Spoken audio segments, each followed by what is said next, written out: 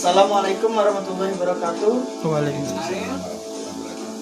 Ya, saya di sini sedang bersama Bapak Parino selaku Sekretaris Desa Argosari, Siku 5. Nah, saya ingin menanyakan beberapa hal tentang bagaimana penanggulangan COVID-19 di Desa Argosari. Baiklah Pak, pertanyaan pertama yang ingin saya sampaikan pertama itu bagaimana cara penanggulangan pencegahan COVID-19 di desa ini, Pak? Baiklah, yang pertama di bulan Maret kami telah melakukan penyemprotan di tempat-tempat umum seperti sekolahan, terus kantor desa, di posyandu, di pustu, di polindes, dan juga di PAUD dan juga musola serta masjid yang ada di Argosari. Kemudian dilanjutkan pada awal April itu di tanggal 1 dan 2 itu di rumah-rumah warga oleh Bapak RT dari mulai RT 1 sampai RT 12 yang dikoordinir oleh masing-masing para dusun. Itu sudah dilakukan oleh pemerintah desa kami, dan juga kami membuat leaflet atau edaran himbauan melalui kertas kami sebarkan ke seluruh warga masyarakat yang kami tempel di tempat umum dan di rumah warga, serta kami memberlakukan himbauan untuk tidak melakukan berkumpul bersama lebih dari 10 orang dalam satu ruangan dan sebagainya.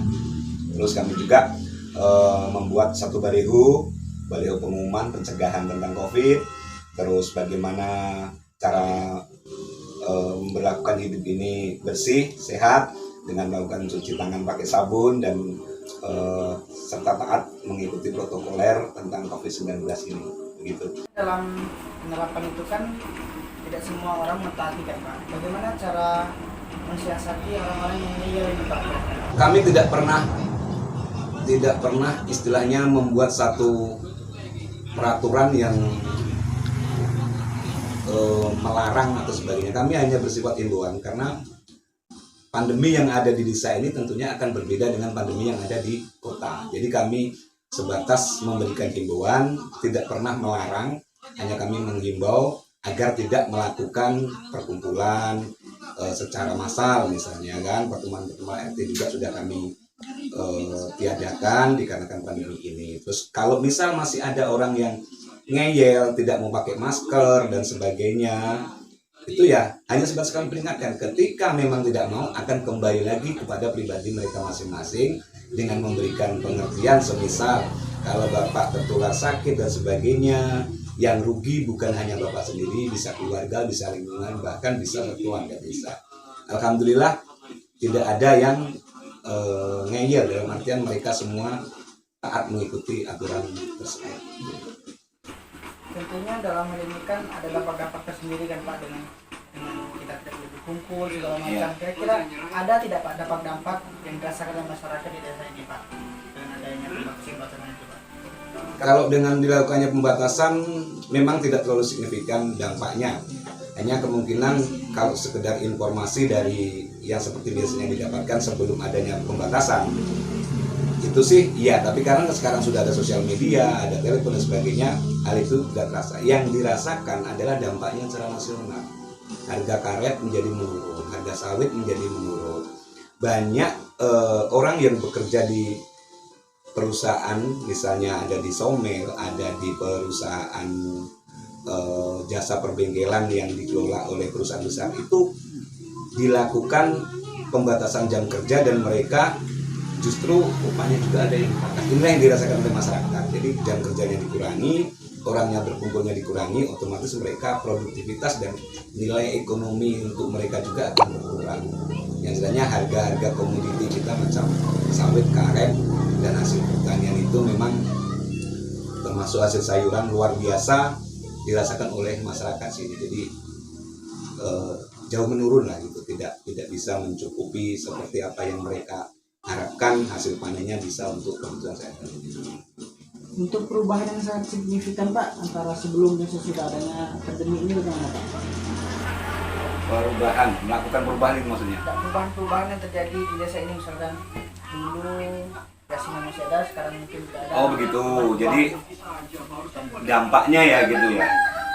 Dampaknya memang kami dulu setiap minggu melakukan perkumpulan Yasinan. Sekarang tidak. Jadi semacam tidak ada kegiatan dan sepertinya kegiatan sosial kita tuh tertutupi gitu, terputus. Semacam kalau di desa ini kan ketika ada kegiatan di situ dirasakan kehidupannya gitu loh. Jadi memang perubahan tersebut sangat kami rasakan dan akhirnya komunikasi kami antar tetangga, antar keluarga itu pun menjadi terputus gitu, menjadi berkurang gitu, kurang intens lagi. Informasi pun lambat sampainya. Itulah kira-kira dampak yang kami rasakan tentang pembatasan untuk berkumpul. Di desa ini juga kan Pak banyak anak-anak yang merantau, misal sekolah kerja. Nah bagaimana cara Bapak menangani yang dia pulang kampung gitu Pak? Apakah ada pandangan khusus? Oh, kalau itu memang dari protokol kesehatan kan sudah menyampaikan bahwasanya untuk orang yang dari bepergian, merantau, kuliah dan sebagainya, mereka wajib melapor kepada RT. Setelah RT memberitahukan hal ini kepada bidan desa. Makanya ada yang namanya ODP, orang dalam pengawasan, itu kami lakukan. Pada awalnya di bulan Maret itu sudah ada sekitar 20 orang ODP karena banyak anak pesantren yang dari Jawa dipulangkan, ada anak kuliah yang libur, ada para pekerja yang kebetulan mereka itu pulang kampung karena sudah tidak bekerja di sana. Memang mereka mengurung diri di rumah, taat aturan. Pak RT menyampaikan tolong jangan dulu keluar rumah, kalau misalnya keluar ya pergilah ke kebun saja, kalau misalnya kebun tidak dulu bergaul dengan masyarakat selama 2 minggu atau 14 hari. Dan alhamdulillah sebagian warga masyarakat yang memang keluarganya ada yang datang itu mengikuti protokol tersebut. Jadi selama ini belum ada ya Pak ya, laporan-laporan misalkan yang terindikasi yang positif belum ada Pak ya? Nah, alhamdulillah sampai saat ini di Argosari tidak ada satupun yang terindikasi baik positif rapid tesnya atau di swab sebenarnya belum ada, mengarah pun belum ada gitu, masih sebatas wajar lah gitu. Dan alhamdulillah semuanya sehat gitu.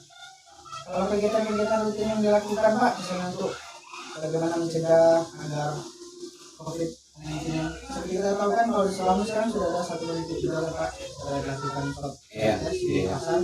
Nah, bagaimana cara kegiatan rutin untuk mencegah hal itu masuk ke desa kita? Ya kami hanya mengikuti protokoler aja. Kami sarankan terus berusaha melalui Pak RT, jangan lupa kalau keluar mau pakai masker, jangan sering melakukan jabat tangan dengan orang yang tidak dikenal. Terus kalau setiap habis bepergian dari manapun cuci tangan, baju ditaruh di luar rumah, langsung direndam dengan air panas dicuci sebenarnya. Itu kami sampaikan terus. Permasalahan mereka melakukan atau tidak itu sudah terlepas pada pribadi mereka masing-masing. Jangan lupa pakai masker kemanapun pergi keluar dari rumah, itu sudah kami sarankan. Apalagi ke pasar, ke tempat keramaian yang lainnya itu selalu kami sarankan pada seluruhnya baik pelajar maupun orang tua.